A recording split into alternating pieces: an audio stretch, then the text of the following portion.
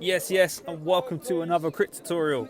Our boy Neil Phillips is back. If you don't know Neil, he was on Techers for pretty much since I started it.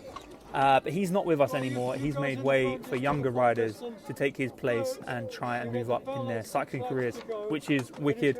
And Neil features heavily in this race. And he's also a great example of what to do in the final kilometres if you're not a sprinter. So we'll talk about Neil later. Great to have him back. As for me, we're going to talk about everything I did right, because I rode this race very well up until the last couple laps, which is quite unusual for me. A little bit of context, I was ill for about 10 days before this race. I hadn't ridden a bike for about a week or more. I rode 2 days prior to this, but I was very aware I was not firing on all cylinders and I could be in trouble. I might get dropped. So I'm going to do my best to ride as efficiently and as intelligently as possible to get myself to the end of the race, maybe help my teammate win or try and win myself. And so I do that very well. We'll talk about that more in the video. We're also going to talk about how I flopped it at the end, because I do flop it. I'm just going to tell you that now. But we're going to look at why I flopped it, which is quite important. It's not something I normally do, and it's interesting for me watching this video back, because something I've known for years and years I do wrong, and it's quite surprising that I actually did it wrong. As I tighten the quack shoes there, you can tell I'm on it on this race. I've got a good start. I normally don't get a good start. I'm always preaching, guys, get in the top 5 or 10. It's so much easier in a crit. Well, you can see how much easier it is because I'm just able to follow my line, watch the two riders in front and just ride at my own pace around the turns and just slot back onto the wheel nice and smooth as we do 600 watts up the hill. It's not too hard. If I was at the back, I might be doing 700 watts. It's a big difference. So as always, rule number 1, get a good start, get near the front and stay there. Jacob Vaughan, my teammate there, rolls through. He's on his brand new Aeroad. I'm on my Ultimate. I'm actually just loaning this Ultimate, as you can see it as it pans around there. Nice purple frame. Very impressive how this is a crit bike. Thanks to Kanya for loaning me this one. But I have got my actual race bike, my Aeroad, coming very soon. And I look forward to telling you more about that, because I think I might like that even just a little bit more. If you're wondering why I'm snaking around here trying to flick my tyres left and right, it's because I went through a wet patch. I'm just trying to scrub the water off my tyres before I enter this hairpin as I get on the front of the race. Now, I said I've been ill and I was trying to ride conservative. Why I'm doing 1,000 watts on the front right now is questionable. Maybe I'm a bit cocky. Just because I know I'm good at corners and I can make other riders hurt doesn't mean I need to show them just how good at it I think I am. Keep it in your pants, keep it in control, because I'm sure as we come round to the bottom of this, head up the hill, I'm going to flip my elbow, try and sit back on the wheel, and someone's going to use it as an opportunity to attack. So considering I want to ride this race conservatively and try and make it to the end after being ill, maybe don't get on the front in the first 5 laps. But it's not too bad for me to do it because I can dictate the race. I've added like a little bit of pace on. I kept it fairly hot and spicy, hoping no one would attack, but as you can see, Theo goes sending it off the front, and so does Jacob. Got our boy Neil there. I'm just going to try and stay up near the front of the race and not slip too far back. Harry over there in the blue with the red accents, he is on fire at the moment. He won the first 2 races. I watched last week's race because I was unwell, and he demolished the field. It was a very impressive ride. So he's going to feature heavily in this race. He's actually going to dictate what I do very heavily, and we're going to talk about that later. Don't worry, we're not watching a whole hour's long race. We will fast forward as we are doing on screen now. So in about 20 minutes or so, we'll talk about everything I did well to this point, how to get round and put yourself in a good position to win the race, even when you're feeling a little bit rubbish like I was today. So yeah, we're going to talk about that for the next 15. Now, as the race calms down a little bit, as we are 8 minutes into the race or 7 minutes into the race, again, trying to maintain bunch position. As I said, I am trying to ride a little bit more intelligent and less carelessly, if that's a phrase, to try and give myself the best chance of getting around this race. I've perhaps slipped a little bit too far back. Really, I should be in the top 8. The only thing I would say about slipping a little further back, the only pro to it, and perhaps why I have done this, is you can see ahead of me, all the attacks are flying left, right and centre. And those riders that are really keen to try and get in a break or make the race hard, they're all attacking each other. As we saw Harry on the left there, he attacked just a minute ago. And as I follow through onto the wheel, following the next set of attack that's going, I'm able to ride a little smoother. I guess where I have been a little bit unwell, I don't want to be the rider responding to attacks. I just want to be the one following them and trying to ride as smooth as possible. Now, if you sit a little bit further back than the ideal spot of sort of 5 to 10 wheels up in a bunch in a crit, you can have a bit more of a visual perspective of what's going on. You can choose which wheel to follow. As you can see here, it's all just swamped back again. I'm just saying to Harry down the right, going, mate, that was a pretty impressive attack. You're obviously looking really good right now. I'm just here trying to survive. He's asking me if that's the front of the race up there, and I'm going, yes, it is. So obviously I'm not in too bad a position because I'm able to keep tabs on what's going on at the front of the race. And I'm going to let riders like Harry just slot away in front of me. And every time a move goes, I'm just going to wait for them to use their energy and break the wind for me. And I'm just going to try and wheel suck and just stay in a position where I can watch the big moves go in, but also not have to do any work to bring them back. So yeah, I know I preach, sit in the top 5, sit in the top 8, it's really easy. But as I say to Tom, you know we're too far back, right? As we are at the back of the bunch now, where it's been hard for the last 15 minutes and shelled a few riders. We are able to be out of sight and out of mind, is how I like to put it. Now, once I did a race at Crystal Palace where I was feeling terrible and I was just staying at the back, because I know when I'm at the back, sooner or later, riders are going to forget about me and they're going to stop looking at me to bring stuff back. Eventually, they're just going to go, is Alec even in this race anymore? And I'm able to just sit here. Yes, I'm wasting a little bit of energy chasing on harder out of the turns due to elastic effect, as you can see here. I have to slow down on the exit of the turn, stunting my own momentum. But really, overall, I'm actually saving some energy by not having to chase down every single attack, as our friend Tom Mason sends it off the front. As I said to him, we're too far back. He went, yeah, you're right, I'm going to send it off the front and do an attack. Good on him. I'm still at the back, chilling, just watching things happening. As more attacks go, see, look, I'm not panicking, I'm able just to ride. And I might move up a wheel or two depending on who I think may be flagging a little bit and not be able to respond to those bigger attacks up ahead. But my watts are staying really smooth. I'm still in the saddle, I'm still doing 500 to 600 watts, and I'm just rolling onto the pace in front of me rather than really having an attack and aggressively use my energy and deplete my own energy stores to get back and stay with the race in front. So, little summary there. You know I'm feeling bad. I started at the back, I started at the front, made the first very 5 minutes, which are always really intense, easy for myself. And as the race has settled down a little bit, I've slipped back out of sight, out of mind, and I'm just following the wheels and trying not to waste any energy by following attacks. And I'm sitting just behind that line where the riders tend to have that washing machine effect of countering, attacking each other, and just really aggressively riding. You can see here, I've just gave Reece Howells a little bit of a push back on out of the corner. He was, I think, aware I had a camera on and just generously flicking us the bird. But another prime example, you can see there's a little split in the bunch there. I'm sitting on Reece's wheel and I'm like, cool man, I'm just going to follow you. The other 4 riders can go away. I'm sure they'll come back to us later. But I'm just using all the riders the best I can and using all their energy and not even have to enter the wind too much. But I see this is quite a dangerous point. Everyone else is maybe swinging a little bit right at the back and there's quite a few groups of 4 really whacking it, and I thought, you know what, I should probably jump across to those. And it hasn't really required me much pedalling at all. I maybe pedal for about 5 seconds there, a little bit hard. I've ridden onto the wheel in front. As I get to the technical section, using my own abilities and where I'm a little bit stronger in the race, I'm going to use them to maximum effect and just ride onto the wheels in front, as I do just there. Again, I'm always talking to you guys, get better at cornering if you can. Go and practice in a car park. You can see here, massive gap going into that bend. I freewheeled, saved some energy whilst they were still pedaling. I let off the brakes, went round the corner, and I'm still running into the back of those riders. So cornering, man, it really saves you energy. If you get good at it, you're just going to be more efficient in a race. You have more energy to use at the end of a race. And in a race where I need to use and save as much energy as possible, it was really important that I did that. You can see now, 20 minutes into the race with 12 laps to go, it's all bunched up again. Some of the riders that were getting dropped or potentially in danger of getting dropped are back to us, and we're back to our old tricks of sitting a little bit too far back, but with reason of just trying to follow the attacks.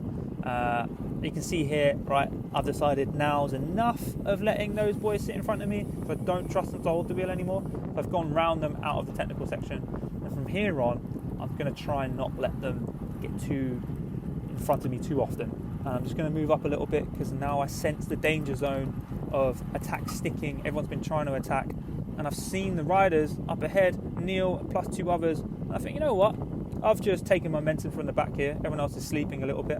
I'm just going to whack it across. I only put out 700 watts there, and I've slipped off the front of the bunch. We've got a rider there sitting in third. We've got Charlie here sitting in second, and we ride across to them. And just up the road a little bit further is our boy Neil Phillips, who we are going to try and get across to. Now, one thing I would say is that when you're not feeling very well and you're worried about your form, don't go and waste your matches. Often in a position like this, you might have 1 or 2 matches that you can burn and just go all in on one attack. Like, really try and ride conservative and just try and make the best use of your energy as possible and save it for one big attack. And that is exactly what we've done here. I've not taken Charlie's bait of him flicking the elbow and pulling through for him. I've gone, nah, if you want that wheel in front, you can chase it. You can see we've got a big gap to the left of us now. It's always a good section to have a glance at the bunch chasing, and you can see we've maybe got 10 seconds already. I guess the bunch just slowed up. They've all been attacking each other, really trying to get rid of each other, and I've been sitting there at the back chilling, and now I'm the one with a gap of 10 seconds on the rest of the bunch, and this is my first attack of the day. So timing is everything. Now, as Charlie flicks me through, I go, cool, we're coming up to the technical section. I can probably use my strengths here with little energy wasted to ride onto the back of Neil Phillips, as we do just that.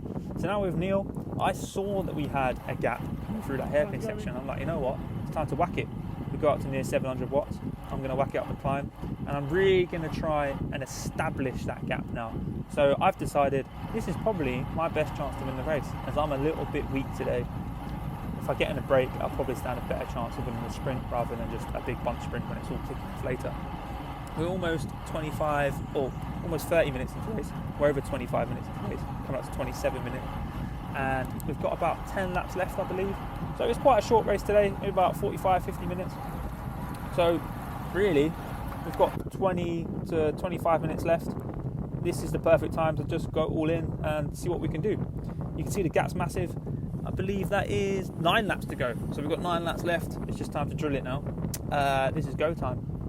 And so I would like to think that I've done very well to get into the position. Now, when you think I thought I might get dropped today, and the pace was quite spicy, lots of attacks, and now when it comes to the potentially winning move, I'm here and the rest are chasing. The people that were attacking the whole race and like really like, you know, just strutting their stuff, they're all back in the bunch going, crap, how did we miss this? And this is why I say try and be as efficient as possible. I feel like I've done everything right here, with sitting a little bit too far back in general terms, if I was like worried about getting in like the early move. But because I didn't want to get an early move and I just kind of wanted to risk it and see how the race panned out and follow things that went in front of me and go all in on one big attack, this is the position I've landed myself in, which is a great one, because now if this break stays away, I'd like to think I've got a very good chance of winning the race.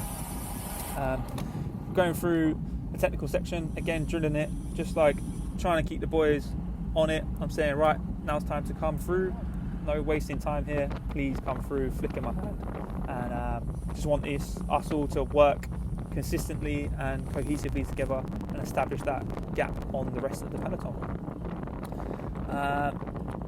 I believe at this moment we lost a man.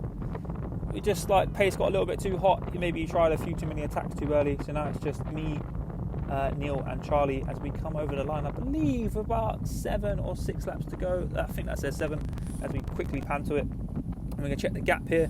Didn't really get a proper glance at the gap there. But I say to Neil, we've got this, mate. So I'm obviously confident that this gap is now at a position where it's not coming back. I'm even seeing my mate on the side giving the thumbs up. So before, whilst I was trying to establish that gap and really mentally crack the bunch chasing us, I was drilling it up the hill, taking longer turns. But now I took quite a short turn, as you can see, and I'll flick Neil back through, Charlie in front of me, So I'm obviously starting to play mind games now, and where before I was really driving the breakaway, trying to establish that gap, because I'm very aware that after the first few moments of a break goes away, some of the riders might try and bring it back instantly. But if I'm there driving the pace, making it as hard as possible for the bunch to bring us back, they might just mentally be cracked from seeing that gap not change after they've really put some hard efforts in. So if they're taking turns in really drilling it, trying to bring us back, and they get to the section where they can see us and they see the gap hasn't changed, they might just go, oh boy, this race is gone, and they just kind of stop working, or they start second guessing themselves, and they start thinking, oh, maybe it's better I don't work and tow the bunch and just try and hit it across myself in one go. And again, that's a moment for us to just eke out the gap a little bit further and do ourselves a favour with increasing the gap and increasing our chances of staying away. Again, I'm back on the hill doing 600 watts, just trying to drive it. I was in the position where I thought, I'm confident I could win the sprint, so I'm happy just to spend some energy on driving the break up the hill. Not as hard as I have done previous laps. I was obviously confident that we were staying away, and I was trying to save a little bit more energy.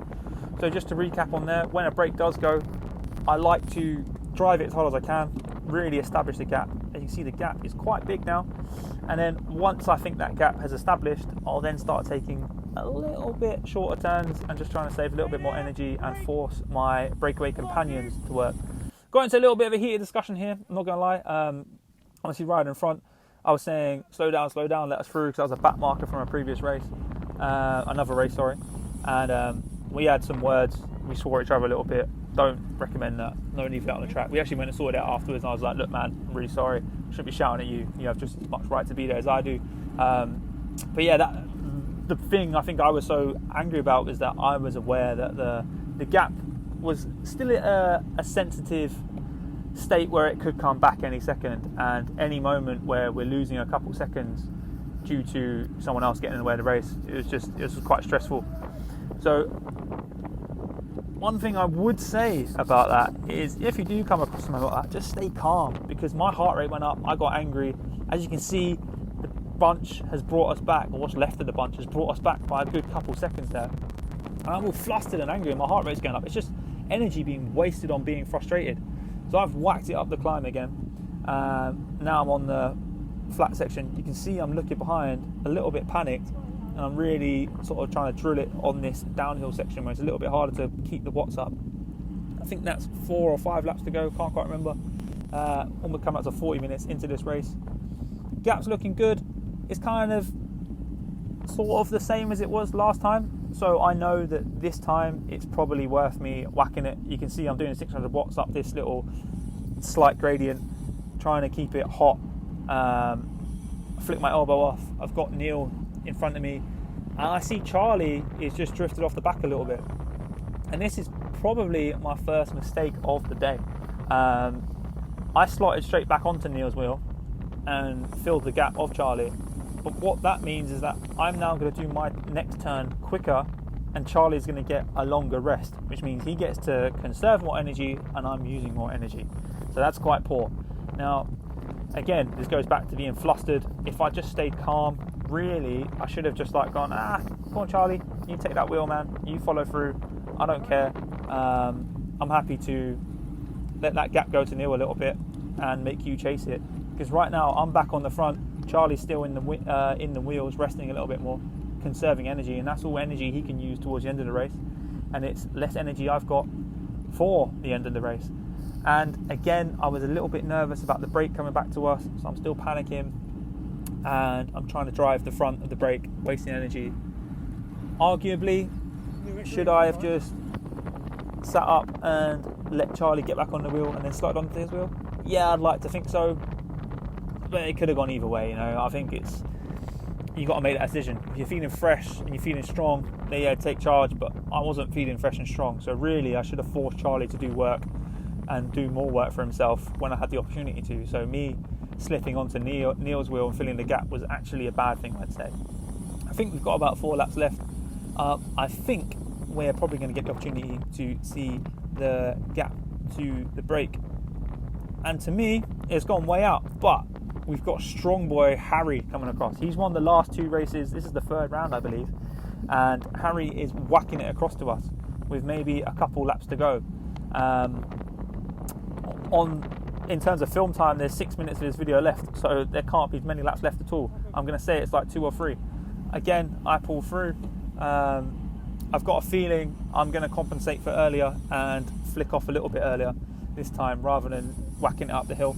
Let's have a look. Come around Deadman's through a little bump, keeping it nice and quick. And I flick my elbow and I go, right, come on Charlie, it's time to do that turn you missed earlier. He whacks it through. I've got to get on the power, back up to the old 500, 600 watts.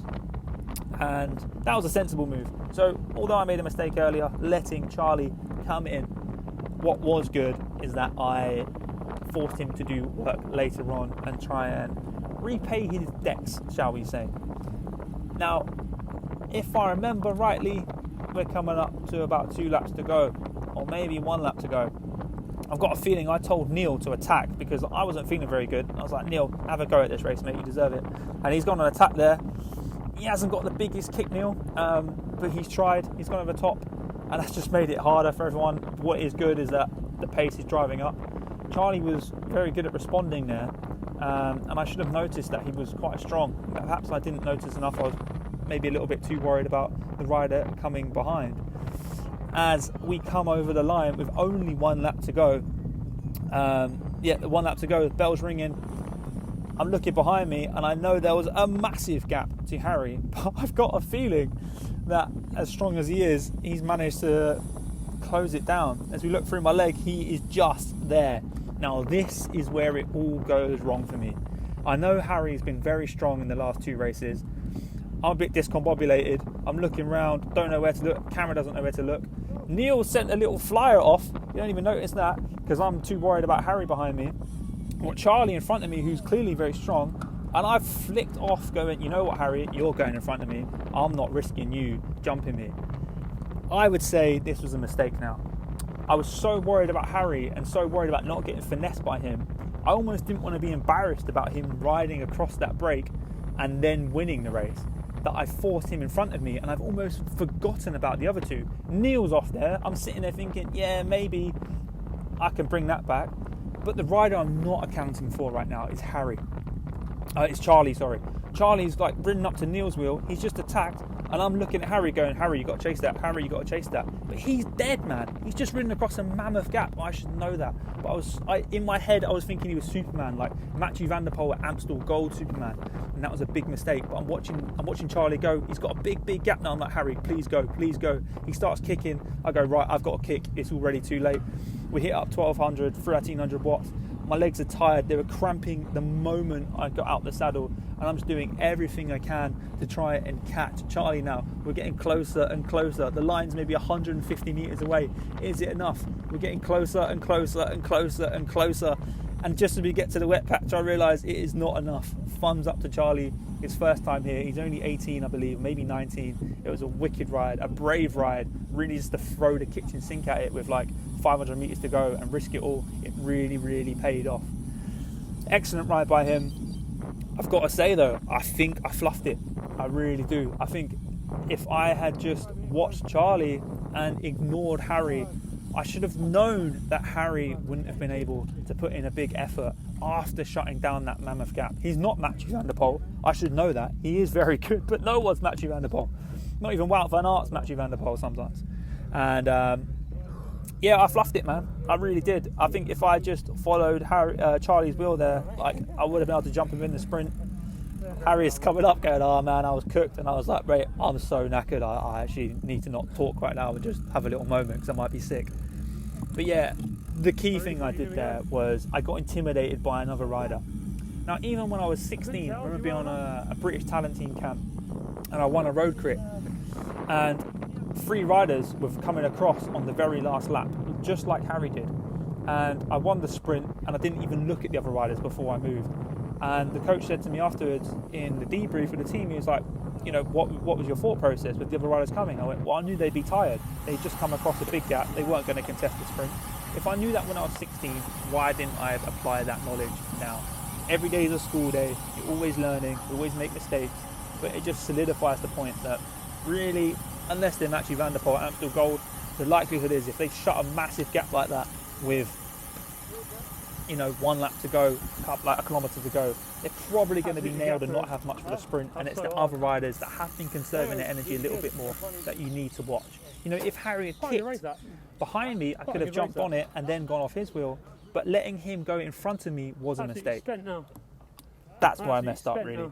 And yeah, I think the important thing is to back yourself and know your own strengths. Like Neil, he did what he could. He attacked as much as he could. He knew he doesn't have a sprint and he just went for it. Fair play to him. It didn't pay off, but it did pay off for Charlie. And that's what we learnt there. Stick to your guns, trust your instincts, and just back yourself, man. If you like this video, please do like, drop a comment, and even subscribe if you want to see some more. We will be doing some gravel racing, some track racing, and some crits at different circuits coming up, with a whole fleet of National Circuit Series coming up. So I hope you enjoy these videos. I hope you learned something. Any questions, do feel free to drop a comment and I will happily answer them. Anyway, see you soon. Hope you enjoyed this video. Peace. Well done there. You too, man.